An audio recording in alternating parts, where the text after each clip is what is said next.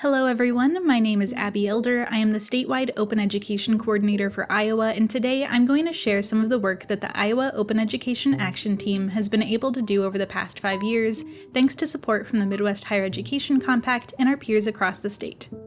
The Iowa Open Education Action Team, or Iowa OER for short, is a group of volunteers who come together monthly to share our work, discuss current trends in open education, and work together to support the growth of healthy and sustainable open education programs across Iowa.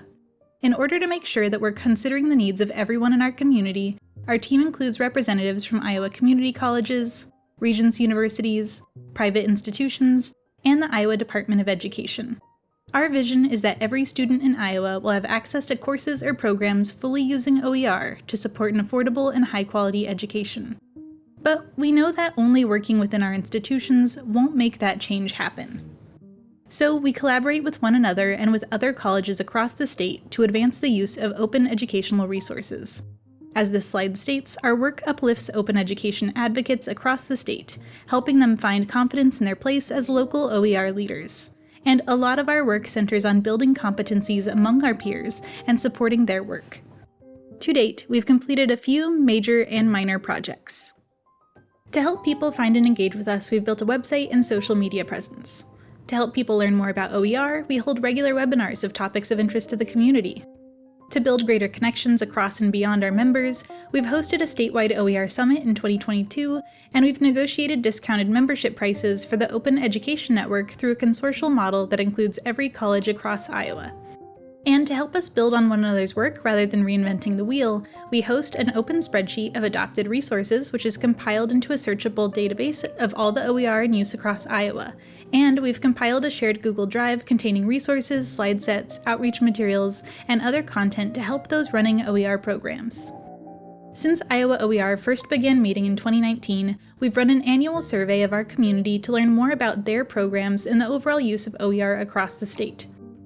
We've learned that OER programs have been growing steadily, though many more have hit roadblocks due to a lack of time, staff, and resources. Nonetheless, the use of OER across our institutions is still growing, and our data shows that since 2019, students across our institutions have saved nearly $17 million thanks to the use of open educational resources. And by continuing to uplift and support one another in developing our OER programs, we can support our students even more. Some of our recent projects reflect the same areas of interest I noted earlier: building competencies, sharing our successes, and supporting one another. In 2022, we launched our first cross-institutional faculty OER community of practice, which supported instructors in the fields of English and social work as they learned more about OER and how it relates to their work. And that program has expanded this year to include an interdisciplinary team as well. In 2023, a working group put together a series of OER training modules on their website, helping faculty and staff who are interested in exploring open education understand the basics.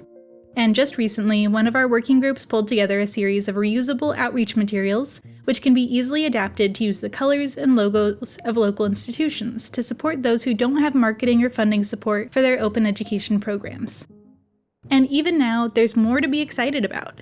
The Iowa Open Education Action Team has two major projects we're looking forward to. The first is a team working on professional development support to help administrators who are navigating new course material models and vendors at their institutions, such as inclusive access models, which can come into conflict with OER programs. And the second project is looking ahead to meet our goals.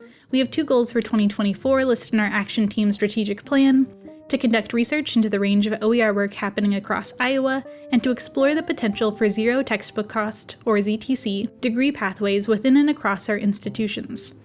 These certainly aren't easy goals to achieve quickly, but we know that these are areas of interest and need among our peers, and we want to help support them as they push for a more affordable, high-quality education for their students.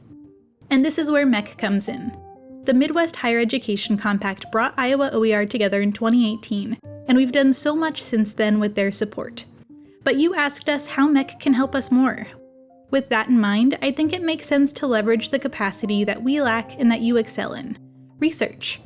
We would love to work with MEC to explore local and regional data on the impact of open education, to run an environmental scan on opportunities and threats to our work, and to compile reports that we can use to inform our future work and support our peers as they advocate for additional funding and staffing to support their OER initiatives. There is a lot of momentum in Iowa and across the Midwest to support our students and instructors as they try to navigate the course materials landscape we find ourselves in today. While we can't do this all by ourselves, we've been able to accomplish quite a bit together, and that is in large part thanks to partners like MEC and the many volunteers who make up the Iowa Open Education Action Team. Thank you all.